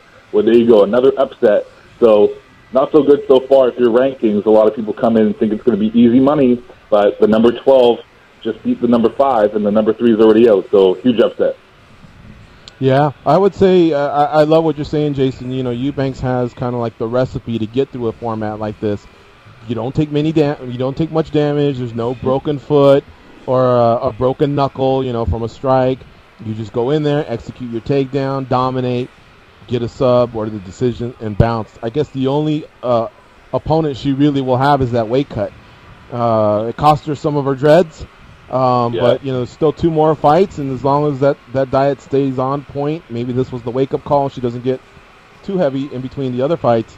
Yeah, you may have one of the favorites there in Eubanks. Yeah, that weight cut was crazy. I don't think I've heard another weight cut story quite like that, literally where she just stopped sweating and they had to cut off half a pound of her dreadlocks. I don't think I've heard a story like that. Have you? Yeah, I'll tell you, I think it was 2010. I'm not sure about the year, but Zoila Frosto was in a strawweight tournament that Bellator had. Let me see here. I believe Gumi Fujii was in it. Mm-hmm. I know Jessica Aguilar was in it. And Carla Esparza, I believe, was in it. But anyway, Zoila Frosto wound up winning it, but making 115 was brutal. And either her or her ex-husband, George Gurgel, told the story about how she was basically like in La La Land. I mean, basically, she was so lightheaded, and she knew that she had to make 115 pounds, that she was considering, she didn't have dreadlocks, but she was considering just cutting off her hair completely. It never got to that. I guess she did shave the last half pound or whatever, but I have heard that before, believe it or not. Wow, I remember that. Crazy. Yeah. All right, so let me see. I guess it's 3-2 now, right? Is the score between the coaches? Gage's got 3 wins with Modafferi, Stewart, and Montano, and Eddie Alvarez has Eubanks and Bennett. So we're 5 weeks through with, I guess, 3 more to go as we get through these quarterfinals. And what do we have next week? Is it Barb Honchak, I believe, was the big announcement, former Invicta champ? Yeah, she's taking on Jillian Robinson, and Barb's number 2. So, again, a high seed, and we just saw 2 upsets in a row. So, I mean, never know if the tides might be going for these lower seeds, but Barb, listen, 10-2 in her career. She was the Invicta flyweight champion, and she was unbeaten. She beat the likes of Roxanne Modafferi, who's the number 1 seed in this tournament, Leslie Smith. So she's beat really game competitive. The only thing is she walked away from the game unexpectedly in 2014. So she's had a long layoff. Of course, this is Ultimate Fighter's previous recorded, so she's already had her fight. But it's going to be interesting to see because she's a strong, heavy favorite. She was undefeated in Invicta, and now, all of a sudden, she hasn't fought in a long period of time, 2.5 years. But you never know. Will she pick up where she left off? Who knows? I guess we'll see next Wednesday. And Robinson, 3-2 throughout her professional career, 2 wins coming by submission, so she is good on the ground. But the one thing I looked at, too, a lot of people look at just the professional record. In amateur, she was spectacular. She went 9-1, so she knows what it takes to win. but it's going to be a huge upset to overcome Barb because, like I said, she has so much experience against such high-level competition. But we've seen it already, 2 upsets in the making, so it's going to be a good one. I can't wait for this fight. Yeah, I'm feeling it, man.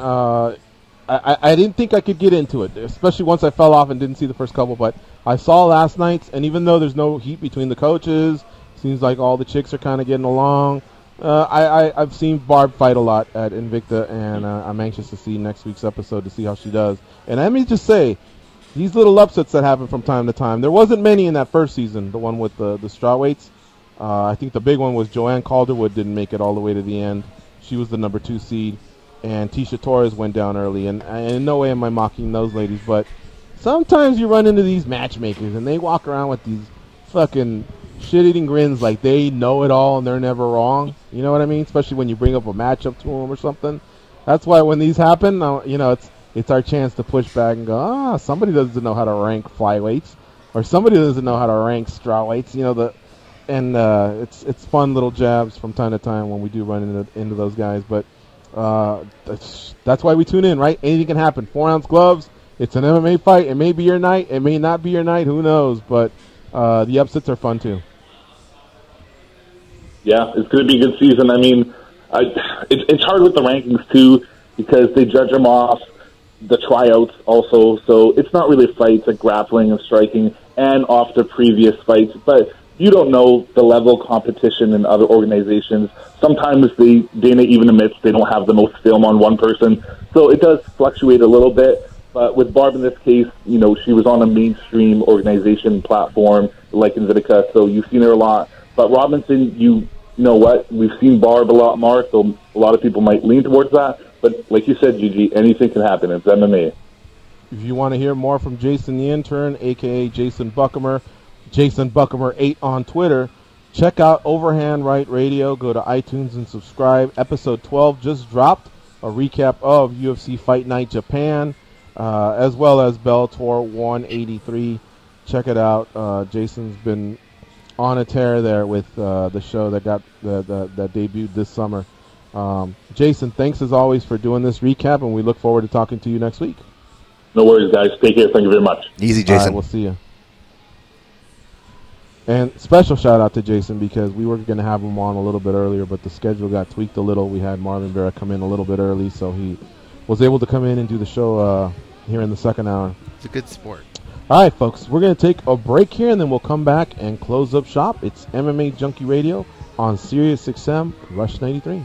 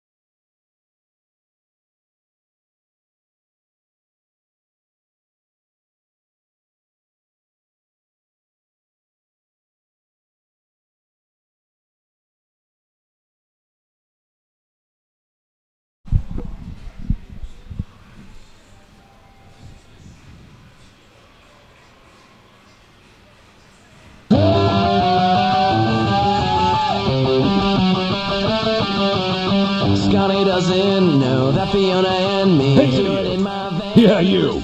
Can you please tap that rather large fellow on the shoulder and tell him it's time for more MMA Junkie Radio with Gorgeous George and Goes? Thank you. Want to thank our guests for today. I'll go in order of their appearances. Marlon Vera, UFC bantamweight, came to the studio, hung out for a bit. He's got a fight at UFC Fight Night 119 in Sao Paulo, Brazil, versus John Lineker. Huge fight for him. This takes place on October 28th, so he's probably right in the midst of the hardest part of his camp, and that's why there wasn't too much of an insistence for us to keep him there that second hour. He had to get over to the UFC PI, but thanks to Ed Cap for making that happen, and of course Joe from H-Town spotted Marlon Vera in Vegas, got the ball rolling, so shout out to Joe in H-Town. If you ever hear, I'm turning you guys into some creepers, some stalkers, but if you ever hear of a fighter in studio, let us know. You know, sometimes we'll be able to pull it off, sometimes we won't be, but give us the heads up. At MMA Junkie George is my Twitter handle. Dan Tom is at Dan Tom MMA. Goes is at the Goes, and Danny is at Danny Otto. You can link the radio show as well at MMA Junkie Radio. All of us kind of keep an eye on that one. So thank you to Marlon Vera. Sabina Mazo coming off a big win at LFA 23 this past Friday night. Guess what? It was a head kick straight to the dome, man. Highlight reel KO for the flyweight who wants to stay at LFA, is in no rush to get to the UFC. Of course, the UFC's got a huge focus on that flyweight division. They got the reality show going on. They're going to crown a champion later on, and are already starting to bring over some of the other young ladies from other organizations, such as Angela Lee, who's recently got a fight booking versus Kalinda Faria at UFC 216 here in 1 week. Holy cow, what a turnaround. Joshua Medley, promoter for KOP 58, taking place out in Grand Rapids, Michigan. If you're in that area, check it out. Tickets are still available, or you can catch the show on Flow Combat, 7 p.m. Eastern start time. Shout out to Stephen Morocco for making that one happen. Shout out to Ryan Bevins for making the Sabina Mazo interview happen. And, of course, Jason the intern, who will be here every week to recap The Ultimate Fighter most recent episode, which was in this week's, in this case of this week, it was episode 5. All right, so we need to get Goes a pillow and get him some rest. Dan Tom, you did an awesome job today. Thank you very much. What a great addition you've been to the show. Danny Otto rocks, as always. I, of course, took it to another level. I was fantastic. Make sure to hit me up and let me know that at MMA Junkie George once again on Twitter and Instagram. All right, folks, tomorrow we'll be here with, I believe, Rory McDonald, possibly Douglas Lima as well, 2 headliners for the upcoming Bellator show in 2018, where Lima will defend against McDonald. Tickets go on sale on Friday, by the way. More on that tomorrow. We'll see you then. Be champions. I'm gonna have me some fun.